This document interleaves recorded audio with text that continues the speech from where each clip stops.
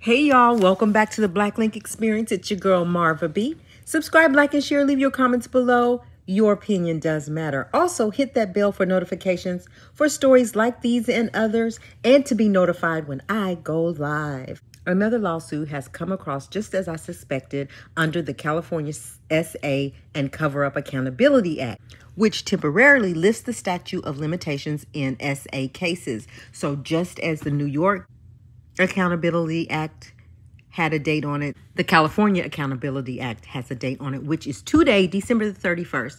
So just as I expected, when I posted the allegations against Jermaine Jackson, I stated that there would be more before this deadline. Today at midnight in California, it will end. So I'm just curious to see if there will be any more outside of this one. So let's talk about this one particular.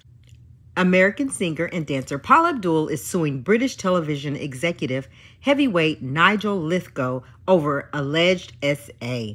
Ms. Abdul's lawsuit claims multiple instances of assault while the pair worked together on American Idol and So You Think You Can Dance. Mr. Lythgoe was an executive producer of the singing talent show and a co-judge on the dancing program. In a statement to U.S. media, he said he was shocked by the allegations. He insisted the relationship between the two has always been one of dear and entire platonic friends and colleagues. I learned of these claims in the press, and I want to be clear. Not only are they false, they are deeply offensive to me and to everything I stand for, he said, adding, I can promise that I will fight this appalling smear with everything that I have. Ms. Abdul alleges the first instance of assault occurred during one of the initial seasons of American Idol in the early 2000s, according to court documents seen by the BBC.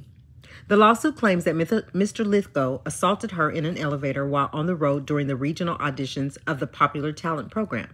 She was able to escape from her boss when the doors opened, and she immediately informed her representatives from her hotel room, the lawsuit says. The next occurred over a decade later. Ms. Abdul claims during what documents say she thought was a professional meeting at his home in Los Angeles.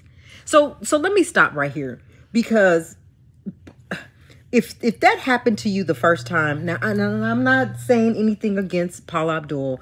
I'm just stating what my opinion is and what I'm seeing here.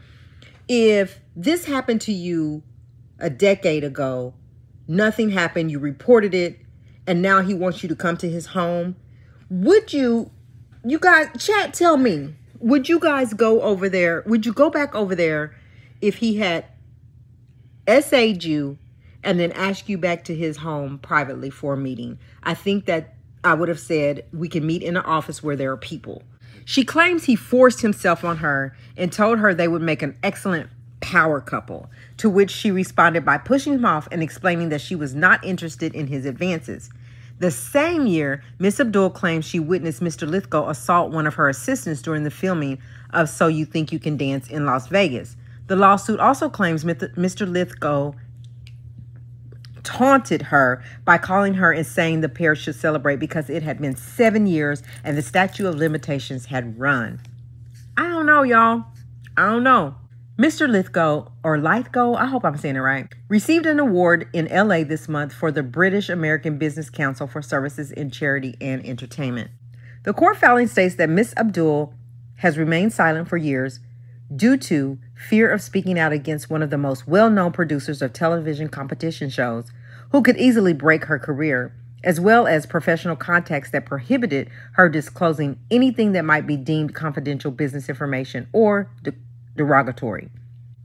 Ms. Abdul's lawsuit has been filed under California's SA and Cover-Up Accountability Act, which temporarily lifts the statute of limitation in sexual assault cases. It is set to expire today at midnight, so we shall see what happens. Again, you know, people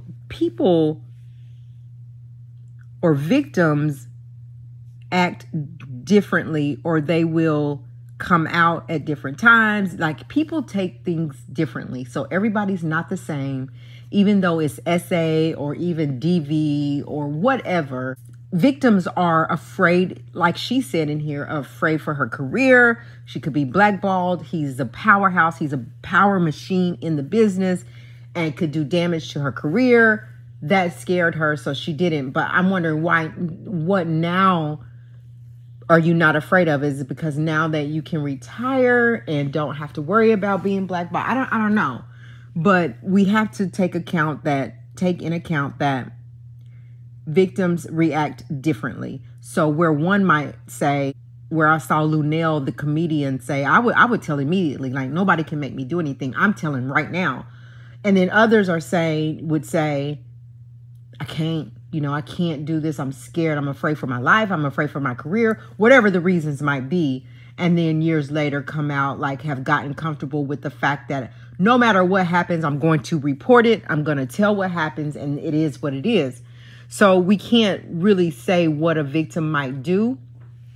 All that we really know that are facts is that people handle things differently according to how they feel and according to the situation. So not to take anything away from Paula, I just wonder why that if this has happened to you in the elevator, you know what he's capable of, then why go to his home for a meeting behind closed doors instead of saying, you know what, I really want to meet with you, but can we meet at the office? Can we meet at a restaurant? Can we do it somewhere quietly anything besides going to his home behind private doors and allowing for that to happen to you again?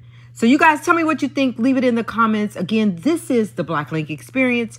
Subscribe, like, and share. Go follow us over on IG at Black Link Magazine. I appreciate you all. Stay tuned for stories like these and others. Oh, by the way, Happy New Year's. It is New Year's Eve. I hope that whatever the new year brings, that it definitely brings you all that you wish and hope for. May God continue to bless you. And that is my hope for each and every one of you. Thank you guys for supporting the Black Link Experience, for supporting Black Link Magazine. So we appreciate you guys. We're looking for a great 2024. And I hope you guys come along for the ride. Bye.